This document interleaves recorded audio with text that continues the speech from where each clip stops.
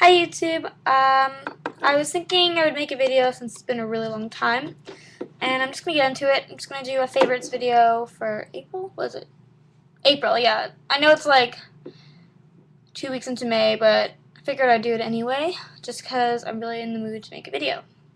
So for this month, I recently started using Chanel's Vitalumar Aqua foundation, which is an ultra light skin perfecting makeup with an SPF 15. I'm in the color B10, which is beige pastel, and the reason I bought this was I heard really great reviews about it, and it was a really light foundation, so like a little bit more coverage than a tinted moisturizer, um, but not too much coverage that it looks cakey or like a liquid foundation. I don't usually like liquid foundations, but I will say that this is a really light one, and it's really good, and it smells like roses, so if you don't like that, then don't buy it. It's kind of pricey, but I really enjoy it, and I think it's worth it. Next, for face, I've really been appreciating the Bobbi Brown corrector. I think I'm in the color Bisque. Now, if you can tell, it is in a MAC sample jar because my packaging broke. I dropped it on the floor and it like shattered, and I stopped using it for like a month because I couldn't carry it with me, and then I was just like really missing it, and I decided to put it in a sample jar, and it's really creamy. You can just tell from that, and I think they have a pretty wide color range, so I would check that out. Bobbi Brown's Skin Perfector. I hear the creamy concealer is really nice. They recently released a creamy concealer kit that you can get at Sephora, Nordstrom, I think any place, really, Macy's. Most places sell Bobbi Brown. Maybe not Macy's, actually. Definitely online, though. Next face product. This is the Benefit High Beam. Oops. Well, I'll just turn it all the way around. Which is like a, if you can see that, it's like a pink. I'm trying to see if you can see it on me. I'm wearing it, but you can't. It's really dark, so the lighting here is terrible.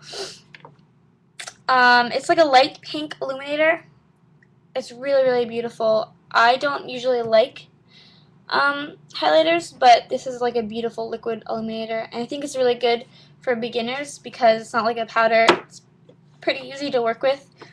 I'll take it out, actually. It's like a nail polish jar, which I don't really like the packaging so much. It's not very sanitary. I usually take it out and put it on my fingers, go like this, and apply like so. Yep. And next is a blush. This is Tarte's Amazonian Clay Longwear 12-hour longwear blush in Dollface. Ouch. It looks darker on camera, actually. I think it reminds me a lot of sort of a darker version of Max Well Dressed, which I hated. I mean, I hated blush completely a few months ago, but this is really beautiful. I don't know if you're gonna, I'll try to like build up a swatch, but it doesn't last 12 hours. At least not, I just ruined my nose. At least not with my skin. Yeah, I'm ruining all my nails. The clasp, I don't know if you can see this, but it goes like all the way down. You can't see it, but it's really irritating, and I hate this. I really don't like the, there you go, you see it. And it blends out really beautifully.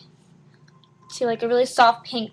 I don't like the packaging per se. I like that it matches the inner color. I have another one in Tipsy, which is like a coral orangey color. Haven't worn that one yet, so I'm not going to say anything about it. The color looks really beautiful. I'm only wearing it when I'm tanner because I'm really very pale. Next, I guess I'll do brushes because these are both face brushes.